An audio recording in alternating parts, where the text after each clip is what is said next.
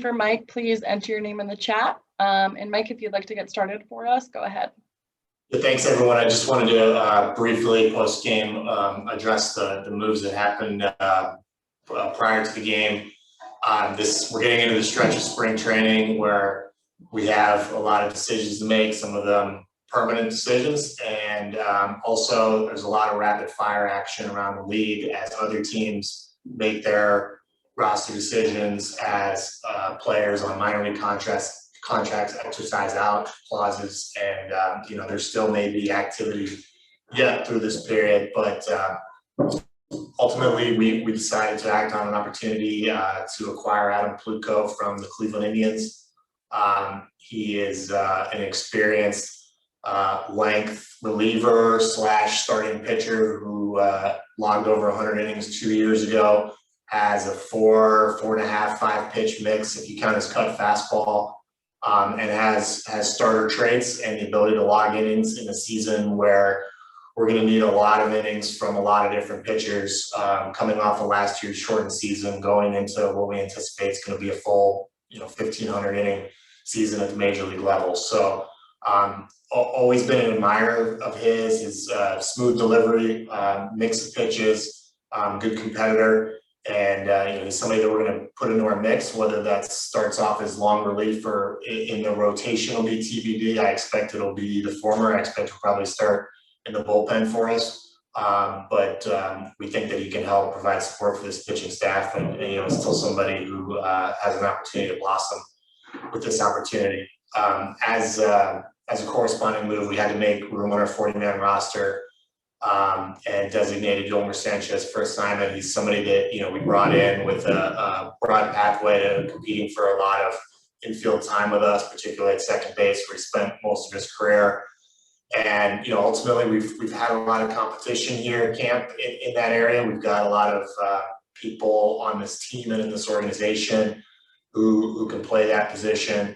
And of course, we'll keep our eyes out for others. But at this juncture, we decided to make that move and turn the opportunity over to other players. And we certainly wish him well and enjoy having him in camp. And it's not an easy decision, nor was it one that was foreseen for very long. But ultimately, this is where we're at, and we're still working on this roster and seeing where this team is going to head as we get towards opening day. But adding the arm was the priority today. All right, we will open it up for questions. Reminder to media to enter your name in the chat if you have a question. First up is Dan Connolly.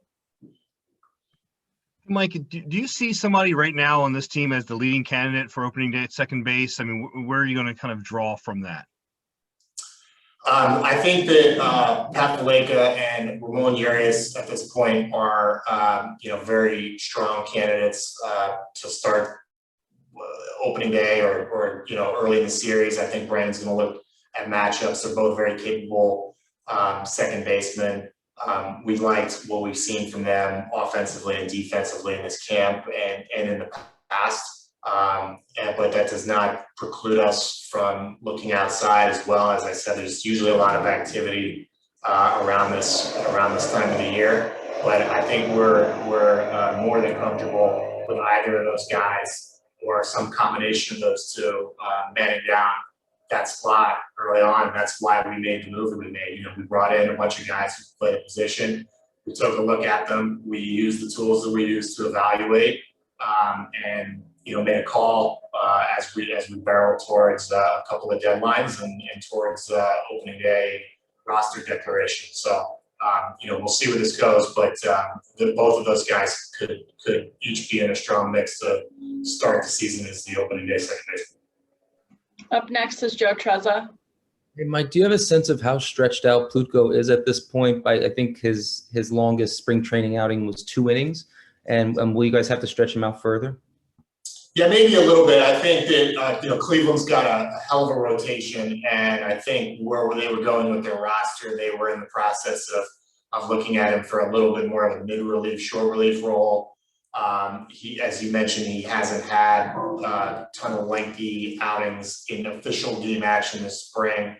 but we think he's in a place physically now and then also historically where lengthening him out is not going to be a overly long process. But we'll see. You got to wait until you kind of get your hands on a guy. But I think that having him throw 2, 3, 4 innings should be an option in a very short order. Up next is Nathan Ruiz. Mike, you guys have had quite a bit of a churn in the infield since you've been here. Tonight's game, Taryn Vavra, Gunnar Henderson, Jordan Westberg were all out there. Until that crop of guys is closer to the majors, do you think this is just something you're going to have to deal with? Well, it's the flip side of that is we have a tremendous homegrown outfield that we're starting to see and have a lot of options there. And infield has been an area where we've had to bring in a lot of external parts since 2019. Almost all of the regular players have been external, other than first base. And so, the last few drafts, the last few trade deadlines, our whole international effort, you've seen us try to really flood our system with not only infielders but middle infielders and guys that can play short, second, and third, and hopefully those guys can move quickly and continue to develop, and we will have the same type of internally grown talent that you're starting to see from our outfield, which is a really exciting group. So it's all part of building an organization. I think the international component to that is huge in the infield positions, and it's something that our organization has missed. But like you mentioned, you saw some of that young talent on display tonight, some really athletic guys that unfortunately didn't get to play a lot last year because of the pandemic, but I'm hopeful that they'll get out there and perform, and we'll get to see them soon. Rich Dubroff. Hey, Mike, how does this addition change the composition of the bullpen?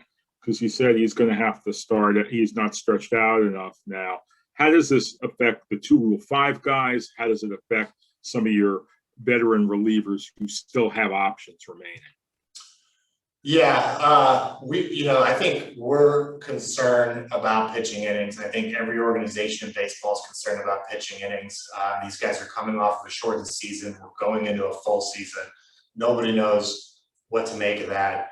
And adding to that, we have considerations about our young pitchers. Some of these guys are unproven.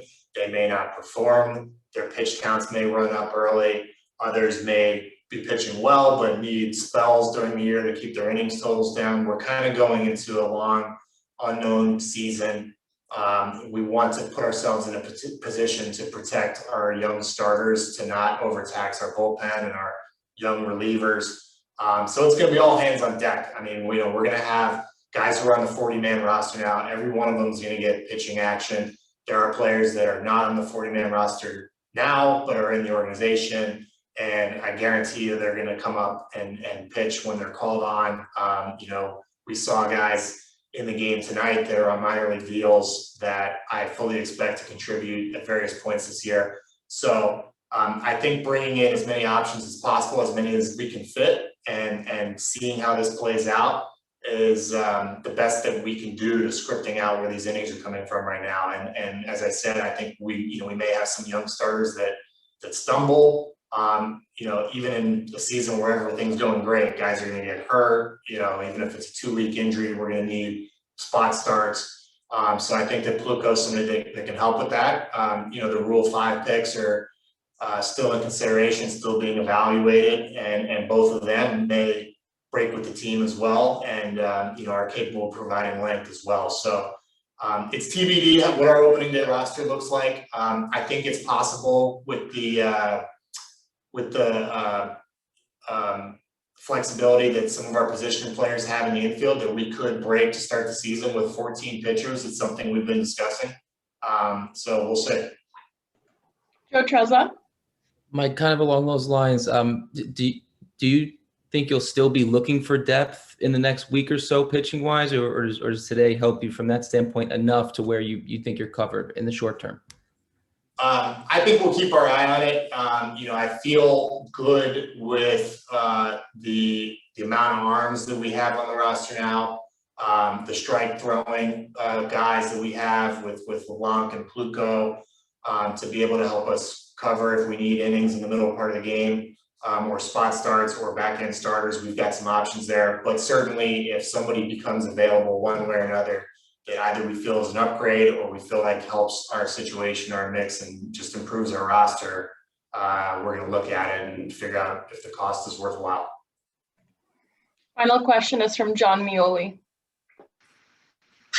Mike, on a little different note, John Means told us today he pitched after getting the COVID vaccine. Are you guys facilitating that for players or encouraging them to get it? What's the team's stance on that? It's something where we've had some guys with their own personal medical situations kind of get it on their own, and obviously that's not something we get into. But there have been situations where there are excess unused vaccines that are made available, that are offered to members of our organization, and we have accepted them. I mean, we think it's important that as many shots get into as many arms as possible. We want to see our own organization stay healthy. Eventually we want our entire organization to be vaccinated. It's a big priority for us. So I think this is something you're seeing when, when there's excess supply made available, that people should make use of it.